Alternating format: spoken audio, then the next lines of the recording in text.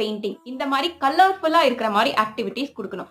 ரெண்டாவது அவங்க வந்து ஒரு பால் வந்து ஒரு ஹோல்குள்ள போடுறது, இல்லனா ஒரு ஸ்டாரை வந்து கரெக்டா ஃபிட் பண்றது, இந்த மாதிரி ஆக்டிவிட்டிஸ் கொடுக்கலாம். ஸ்டெப் நம்பர் 3 அவங்கள எப்பவுமே மடியில உட்கார வச்சு விளையாட வைக்கணும். கீழே முன்னாடி நில்ல, சிட்டிங் டாலரன்ஸ் இல்லாத குழந்தைங்களை மடியில உட்கார வச்சு தான் விளையாட வைக்கணும். Tip number 4 eye hand coordination improve பண்ணணும் அப்படின்றதுக்காக பீட்ஸ் வந்து த்ரெட்ல கோர்க்கிறது, சோ ஏதாவது ஷூ லேஸ் கட்டுறது, சோ இந்த மாதிரி ஆக்டிவிட்டிஸ் வந்து கொடுக்கலாம். ஆக்டிவிட்டி பண்ற ரூம் வந்து டைவர்ஷன் ஃப்ரீயா இருக்கிற மாதிரி பாத்துக்கோங்க. நீங்களும் உங்க குழந்தை மட்டும் இருக்கிற மாதிரி இடமா பாருங்க. ஆக்டிவிட்டி முதல்ல ஒரு 1 மினிட் கான்சென்ட்ரேட் பண்ணாங்க, அப்புறம் டைவர்ட் ஆயிட்டாங்க அப்படின்னா அப்படியே பண்ண 2 மினிட்ஸ் 3 மினிட்ஸ் அந்த கான்சென்ட்ரேஷன் லெவல் வந்து இன்க்ரீஸ் ஆயிட்டே வரும் உங்களுக்கு. சோ இன்னொரு முக்கியமான விஷயம், அப்பப்போ நல்லா அப்ரிஷியேட் பண்ணுங்க. வெரி குட் டாக்கண்ணா, சூப்பர் டாக்கண்ணான்ற மாதிரி அப்ரிஷியேட். நிறைய யூஸ்ஃபுல்லா கன்ஸ்ட்ரக்டிவா பண்ற ஆக்டிவிட்டி, இந்த பிளாக்ஸ் அரேஞ்ச் பண்றது, ஒரு வீடு மாதிரி கட்டுறது, அந்த மாதிரி ஆக்டிவிட்டிஸ் கொடுக்கலாம். சோ அது போக நிறைய கிளே ஐட்டம்ஸ், கிளேல ஷேப்ஸ் பண்ணுவாங்கல்ல, சோ அந்த மாதிரி விளையாடுற ஐட்டமும் கொடுக்கலாம். சோ என்கிட்ட கிளே இல்ல அந்த மாதிரி இப்படி இருக்குன்னா ஒன்னு சப்பாத்தி மாவு